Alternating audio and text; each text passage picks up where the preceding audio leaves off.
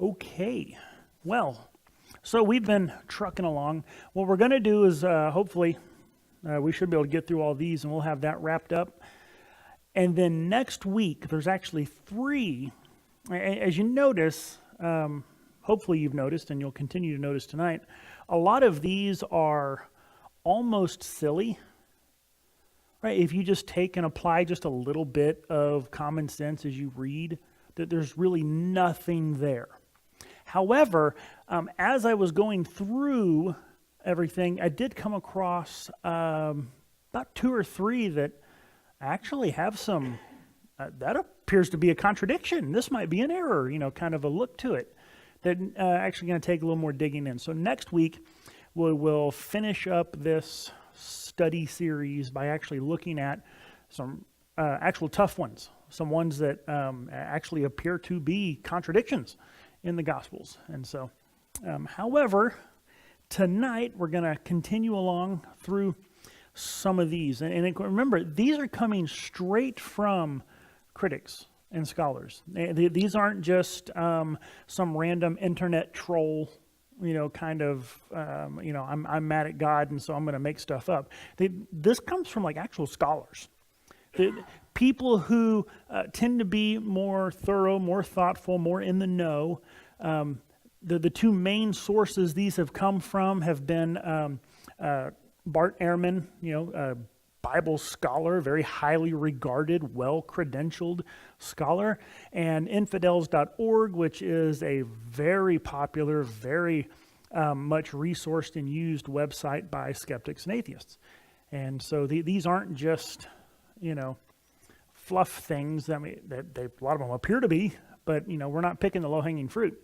So let's go ahead and look. We've now gone through the trials, right? Jesus on the cross and then put into the tomb. And now here we are getting into contradictions dealing with the resurrection. Okay, so first off, it is this question of who actually found the tomb. Who was it that came along and found the tomb to be empty? And in your handout there, I gave you the 4 verses in a table where you can actually see them all. But the claim is that all 4 Gospels name different people that found the tomb. That you have in Matthew, it says Mary Magdalene and the other Mary found the tomb. According to Mark 16, Mary Magdalene, Mary the mother of James, and Salome. According to Luke, it is the women who had come with him out of Galilee, and among them were Mary Magdalene, Joanna, and Mary the mother of James. And then in John 20, it says that Mary Magdalene went to the tomb alone and saw the stone removed and then ran to find Peter. So which one is it? All of them. Again, this is one of those kind of things where it doesn't take much to just stop and step back and go, okay, what is going on here? If you look in the accusation from the critic, from the website that skeptics love to point at as having the best information, it says that according to Matthew, only Mary Magdalene and the other Mary went. And according to John, that Mary Magdalene went to the tomb alone. Only and alone are nowhere to be found in those verses. And there they are. They're on your notes for you. Right? Do you see anywhere that says only Mary Magdalene went? Mary Magdalene went alone. It's not in there. They are inserting this into their view of the Scripture. It's perfectly reasonable that they all went to the tomb. Mary Magdalene is featured, first, kind of like a primary sort of person that is, maybe the more well-known figure. And so she's mentioned first, but she's there in all of them. But what do we have? We have Mary Magdalene, Mary the mother of James, Salome, and at least one other person, maybe more, all went to the tomb together. Have you ever told a story where there was a group of people, but you didn't mention everybody? Oh yeah, I went with Fred on his birthday. We went out to eat. Oh yeah. Later, you're talking to somebody else. Oh yeah, me, Fred, and Sally. We all went out to eat. Well, now wait a minute. Was it Fred or was it Fred and Sally? Which one? Well, it was both. But depending on who you're talking to and the point you're trying to make, you may not list every single person who was there. So another possible option that some people will mention is maybe these are multiple visits. You know, maybe Mary Magdalene went by herself and then went and got someone else and they came back with a group, and that's possible. There's ways people have lined that out. I think it gets needlessly complicated. The more simple answer is just there was a group, and each gospel refers to not everybody, but just a select few. Make sense? There we go. No contradiction. What's that? Well, that's the way they remembered it. Or, you know, I mean, like where it says, where is it? In Luke, he mentions Mary Magdalene, Joanna, Mary the mother of James, and the other women. I don't know who those women were. Right? Luke doesn't know their names. He just knows they were there. Right? But Mark knows at least one of their names. It was Salome. So Salome was part of Luke's other women. So, I mean, there's no contradiction. However, apparently there's one when they get there. Because whenever they get there, who is it they find at the tomb? According to Matthew, it says the angel of the Lord, with an appearance like lightning, was sitting on the stone that had been rolled away.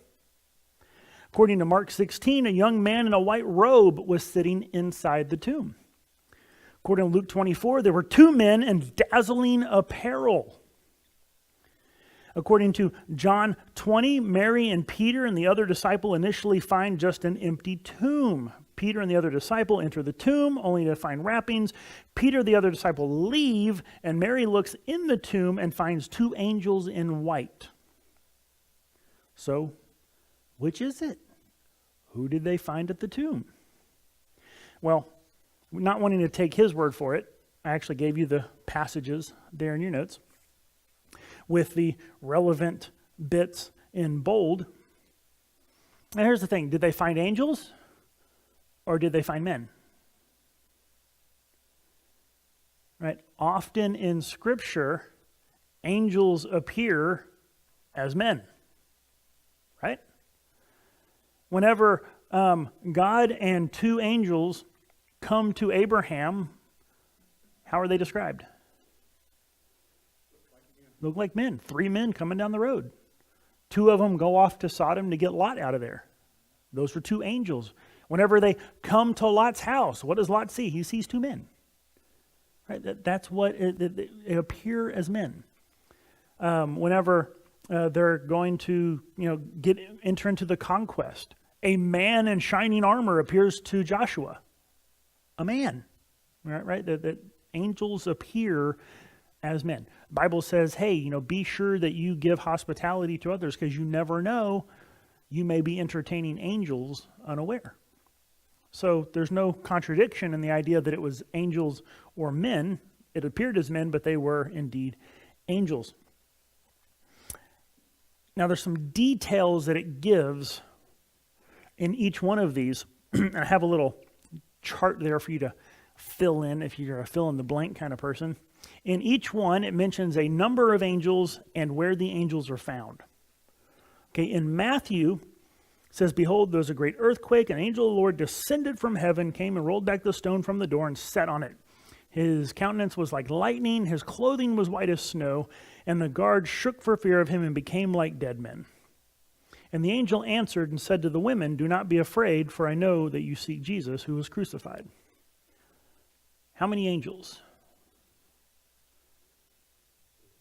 Just one is mentioned. Okay. Now here's the tricky part, because I know what it seems like, but in the English it gets kind of weird. Where is this angel?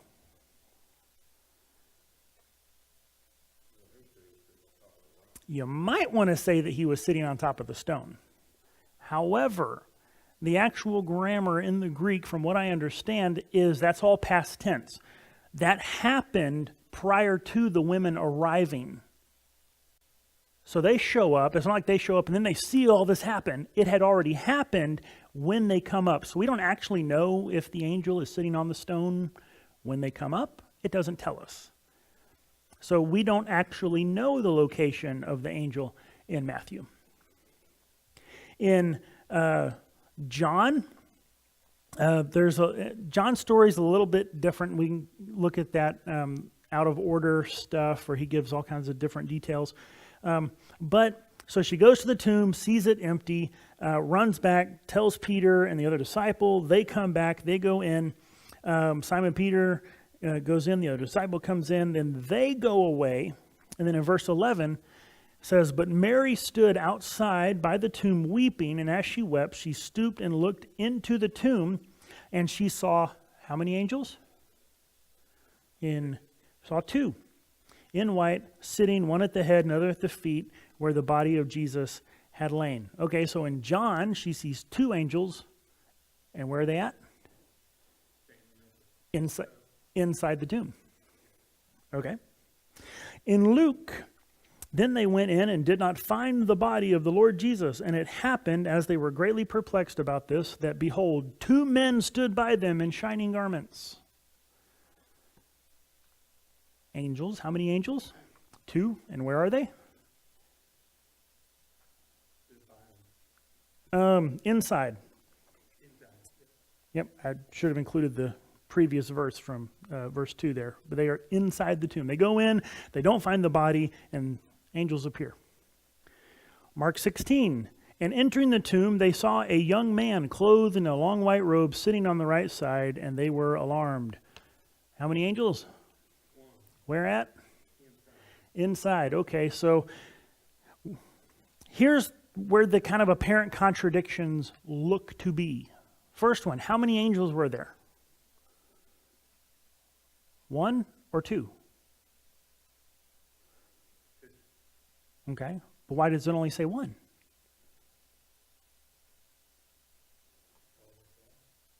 That's all they saw? Maybe they couldn't see the other one? Right? Maybe only one did the talking? Right? If Bob and Fred come up to you and Bob does all the talking, do you even mention Fred later when you're retelling the story? No, maybe you do, maybe you don't. He just stood back there quiet. Well, Bob told me, well, Fred was there. Yeah, but he didn't do any talking. If there's two, then there is at least one. So just because they say there is one doesn't mean there weren't two. There's no contradiction. It's perfectly reasonable that whenever you have more than one person, more than one angel, but one is doing the talking or one is kind of taking the main, point there, that's just what you mention. That's not an oddity. That's not a contradiction. The other possible issue is, when did Mary see the angels relative to when she told the disciples? This is kind of a little bit of a problem. And it's really frustrating to us in our 21st century mindset where we want things to be precise, because the gospel authors don't always write that way. Sometimes they put things out of order. Because what we have here is, in all the other gospels, Mary shows up to the tomb and sees the angels, and then runs and goes and tells the disciples. But in John, she runs and gets the disciples, comes back, and then sees an angel. So which is it, before or after? That's the kind of thing where we have to remember that the Gospels are not photographs. They're more like a portrait. If you were to ask 4 people, if you were to hire 4 artists to paint your portrait, and you stood there and you posed for your portrait, and they all set up their canvases and all painted, when they're done, are their paintings going to look the same? No. But who's that painting of? You. It's going to look like you, but they're not going to be exact, perfect copies. Right? They may take a little bit of liberty here or there. And it may really grate our sensibilities and the way we think and the way we would write this, but the gospel authors, especially John, seem to not have much issue with putting things a little bit out of order to make the point they're trying to make. And that's not something that should affect our faith or our trust in the reliability of the Bible.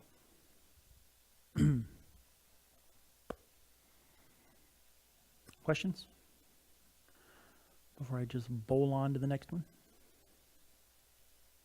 Or are y'all just reading ahead and not even paying attention to me? This next one, we've already looked at a few that are like this. So it says, did an angel cause a great earthquake that rolled back the stone? According to Matthew, yes, it did. That's what he recorded. We just read it in Matthew. That behold, there was a great earthquake, for an angel of the Lord descended from heaven and came and rolled back the stone. But none of the other Gospels record this event. And what should your response to that kind of a claim be? So what? One Gospel records it and the other three don't. So what? It doesn't matter. But I think it's still arguable the fact that you have 10 people, the same thing, you're going to get 10 totally different answers. Yeah, if you ask, right. Each one's going to have details and add in things that the others don't mention. Maybe they didn't see it. Maybe they didn't hear about it. Maybe they weren't entirely sure, so they left it out. Maybe just that time, at that moment, when they were telling you, it didn't what went through their mind, so they didn't mention it. Like I mean, and they've just done a test on it, not just, but I see it on a lot of the police, what he looked like. yeah. You have 2 people, or you have 10 people. We have black or dark blue. Well, I had a philosophy professor who actually did that. Before class, while everybody's, milling around and talking and chit-chatting, somebody walked up to him, had a quick little 5-second conversation, and walked out. And then about halfway through class, he asked, did any of you see the kid that walked up and asked me a question and left? Oh, yeah, I saw him. Well, what did he look like? And, dark hair, blonde hair, carrying a backpack, one strap, both straps, long hair, short hair, green shirt, blue shirt. Oh, yeah. All over the map. Khakis, blue jeans, what was he wearing? Right, and so, but even more than that, it's just, when you're telling us, when you have 4 different accounts, just because they don't all record an event doesn't mean, therefore it didn't happen. Oh, well, something like an angel coming down and rolling away the stone, surely they would have included that. Why? Why surely? Just because you think it should be in there doesn't mean they thought it should. And so there is no contradiction. There's nothing there that should give us any pause to think the Bible is not reliable. Did Mary cry at the tomb? According to John 20, says, when the disciples went away again to their homes, but Mary stood outside the tomb weeping.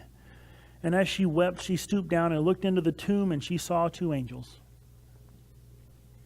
But in Matthew's account, as the women says that they were filled with joy, says the angel answered and said to the women, do not be afraid, for I know that you seek Jesus who was crucified. He is not here, for he is risen, and he has said, or as he has said, come, see the place where the Lord lay, and go quickly and tell his disciples that he is risen from the dead, and indeed he is going before you to Galilee. There you will see him, and behold, I have told you. So they went out quickly from the tomb with fear and great joy, and ran to bring the disciples this word. So what was it? Were they rejoicing? Or was she crying? Which one was it? Crying with joy?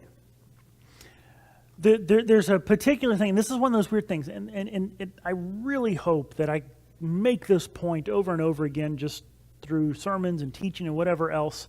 As one teacher I heard once say, never read a Bible verse. Never read just one. You got to read around it. And if you look at what's going on, if you look in John 20, right, What happens right before she's crying and right after? Disciples go away to their homes. They just discovered the empty tomb. But Mary stood outside the tomb weeping, and then as she wept, she stooped down and looked in the tomb and saw what? Angels. Okay? But what is going on in Matthew's account whenever they're rejoicing?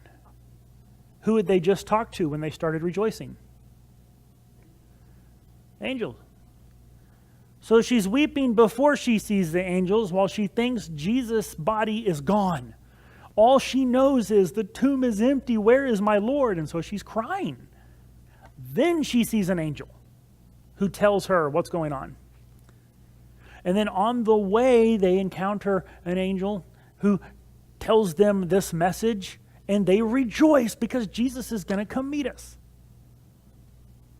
Two different events. Yeah, she's crying before she knows what's going on, and then after she learns what's going on, she's rejoicing. No contradiction there. So she weeps before speaking with the angel, but she rejoices after speaking with the angel. Sometimes all you got to do is take a step back and read the context to see what's actually going on. There's no contradiction. Did Mary Magdalene recognize Jesus? In Matthew 28, it says that she did. Matthew 28, verse 9, as they went to tell his disciples, behold, Jesus met them, saying, rejoice! And they came and held him by the feet and worshipped him.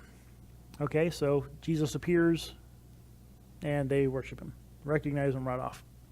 But in John it says, now when she had said this, she turned around and saw Jesus standing there and did not know that it was Jesus. Jesus said to her, woman, why are you weeping? Whom are you seeking? And she, supposing him to be a gardener, said to him, sir, if you have carried him away, tell me where you have laid him, and I will take him away. Again, if you step back and look at some context. And it says that they recognized him, right? It's referring to the women. So Mary Magdalene is part of this group of women, and they recognize Jesus. What are they doing? Verse 9. Well, what are they actually doing when they encounter Jesus? What's that? Well, they're rejoicing, but right there at the beginning of verse 9, what are they doing? It says, and as they went to tell his disciples. They're on their way to go tell the disciples. They're leaving the tomb. They encounter Jesus. Okay, where is she in John 20 whenever she encounters him and doesn't recognize him? She's at the tomb. These are two different events. Okay, in Matthew, it records an encounter as they're leaving the tomb on their way to the disciples. In John, it records an encounter at the tomb. It's not referring to the same moment, so it cannot be a contradiction. Just step back, read the stories, see what's going on so that you can know that these are not a contradiction. Could Jesus' followers touch him? Now this one actually takes a little bit more understanding, but again, it's easy to do the research and figure it out.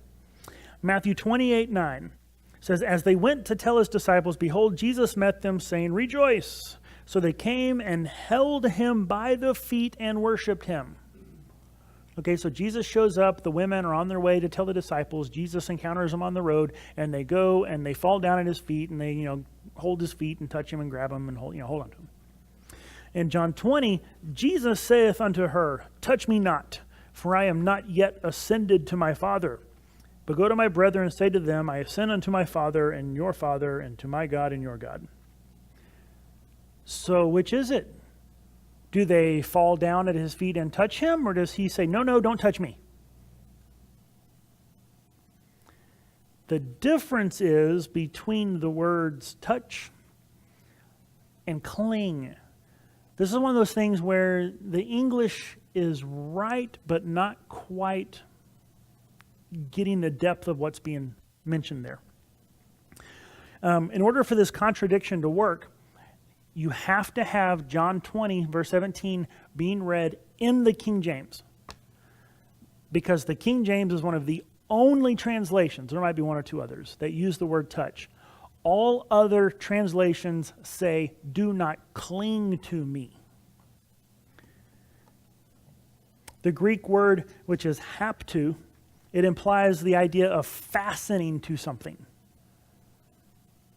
Of gripping on, of laying hold of something. The idea is not just of touching him, laying your hand on him, but of grabbing hold and not letting go. And the idea is that he still has work to do. Kind of an interesting parallel. Just the other day, may have been yesterday, day before, Annabelle, my 5-year-old, comes, jumps up in my lap. And of course she does this right as I need to get up. I mean, I got stuff to do. It's bedtime. I got to start getting things ready. But she jumps on my lap, says, "I want to sit on you, Daddy. But sweetie, Daddy has to get up. Okay, we'll snuggle in a minute. You need to get up." And so she slides off my lap onto my feet. And so I stand up, but she's literally sitting on my feet. And I'm like, "Sweetie, Daddy has stuff I need to go do, so we can get ready for bed." And as I go to walk, she grabs her arms around my leg, so that you have to walk like carrying like this big heavy weight.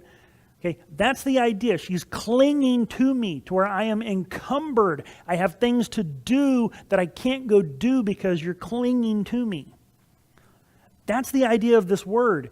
Whenever Jesus says, "Don't touch me," the Greek word that's being used there is don't cling to me, don't hold on to me, don't fasten yourself to me. I still have things to do while I'm here before I ascend to the Father. It's not just don't touch me. And it'd be really weird if it were, because in that very same chapter, we have events where Jesus lets somebody touch him. Somebody who's famous for being a doubter. Thomas. And in verse 27, just 10 verses later, Jesus says to Thomas, "Reach your finger here, look at my hands. Reach your hand here and put it in my side. Do not be unbelieving, but believing." So in the very same chapter, Jesus is saying, "Don't touch me." But then he goes on and says, "Hey, come here, touch me." Do you think John, was just confused? And no. In the one instance, he's talking about don't cling to me, don't hold on to me, don't encumber me. I've got work to do. He's not just saying touch. Good. All right. This one's fun because they actually, this is one, if you remember the video, the first, of this series, we played that video with Bart Ehrman, and he just runs through, just shotgun, just boom, boom, boom, boom, boom, runs through a list of contradictions, and here Bible scholar, one of the top guys in the field mentions this contradiction. Who do the women tell? Do they tell someone or do they tell no one? Because according to Matthew, it says they ran to report to his disciples. But according to Luke, it says they reported these things to the 11 and to the rest. In John 20, it says that Mary Magdalene announces to the disciples that she has seen the Lord. But according to Mark 16, it says they said nothing to anyone. So which is it? Did they go tell the disciples, or did they say nothing to anyone?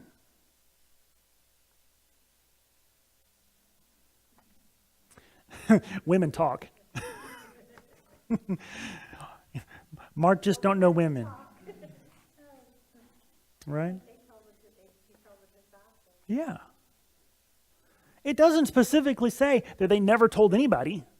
Because here's the thing. If Mark is really trying to say they never told anyone, how does Mark know?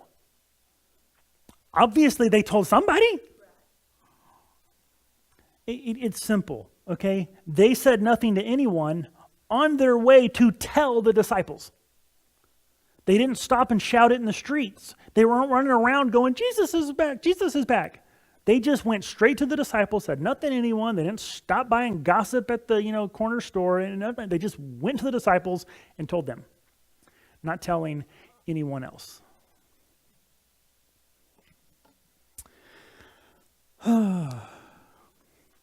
Now we have a couple having to do with the ascension. Right? Jesus' time on earth is done, and so he ascends to heaven. Where does the ascension take place? Because according to Luke 24, Jesus' ascension took place in Bethany on the same day as his resurrection. According to Acts chapter 1, Jesus' ascension took place on the Mount of Olives 40 days after his resurrection. Question: who wrote the Gospel of Luke? Luke. Who wrote the book of Acts? Luke. Do you think that he's not aware of what he wrote in the gospel whenever he writes Acts? You think he's contradicting himself?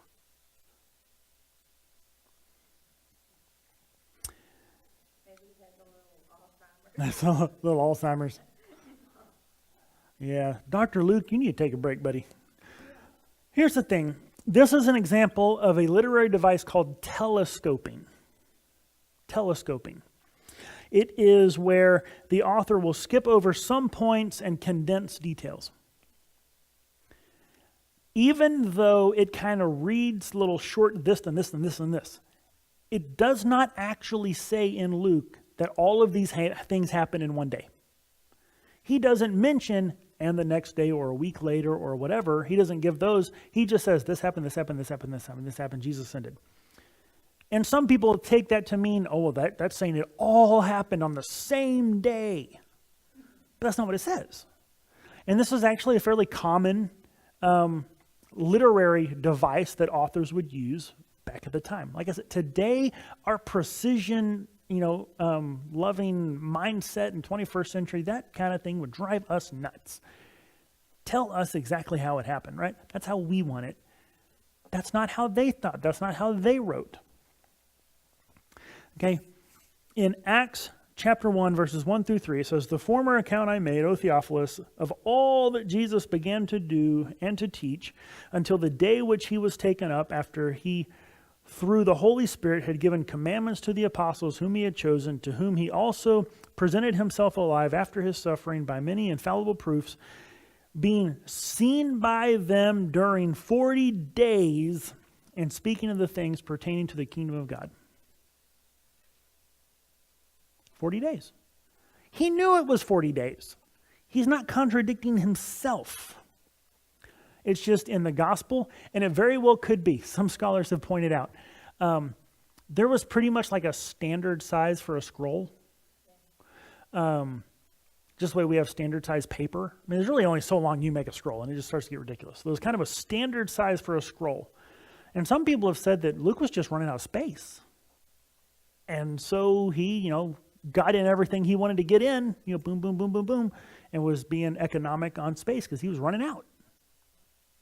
Maybe that's a reasonable explanation of why all of his post-resurrection appearances are also abbreviated and look crammed in because he ran out of space. Or maybe he just wasn't writing in the kind of detail of, 3 days later this was this, 2 days later it was that, and then he just this. Either way, there's no contradiction. Luke knew that it was 40 days. In the gospel, he was short and abbreviated, but in Acts, he tells us he knew it was 40 days. There is no contradiction. But then you have this issue of where did it take place? Was it on the Mount of Olives? Or was it in Bethany? Now, if I had the PowerPoint done, I'd throw a map up there and you would very quickly, very easily see that the Mount of Olives is in the region of Bethany. Just a couple of examples. Even though we are not in Waco, we are in the Central Texas area around Waco. What is the event, even 20-something years later, that someone not from Waco, you mention Waco, what's the event they're going to think of? David Koresh. Where was that? Do you know where the compound was? Mount Carmel? Axtell. Actually, it wasn't actually in Axtell. It was outside, about 6 miles outside of Axtell. but had an Axtell address. But everybody says it happened where? Waco. It went in Waco? That was half an hour drive outside of Waco. Right? We here at Liberty Hill Baptist Church, where are we? Well, more specifically, Moody. Right? Where is Liberty Hill Baptist Church? Moody. You look on the address, it is Moody. Someone says, hey, you're a pastor, where at? At a church out in Moody. Are we in Moody? No. We're about 6 miles outside of Moody. So where did Jesus ascend? The Mount of Olives or Bethany? Well, the Mount of Olives is right outside of Bethany. It's the same place. You can refer to it either way. So, okay.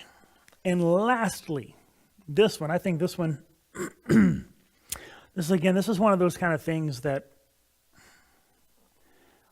whenever a skeptic or a critic brings up something like this, they really do need to just stop and take stock of their own thinking and their own heart on the issue. They say that it's a contradiction. Does Jesus say that they should preach to everyone or to just the Jews? Because in Matthew 28, Jesus says to teach all nations.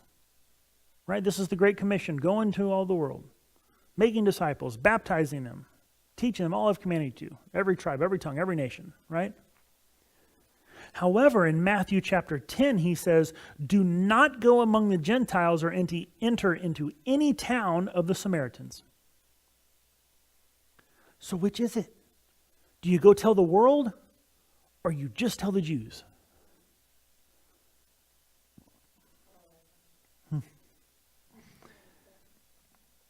We have to stop and you go, okay, well, what's going on? What's going on in Matthew 28? The end of the chapter, after the resurrection, right? And this is what we call the Great Commission. What is he telling his disciples to do?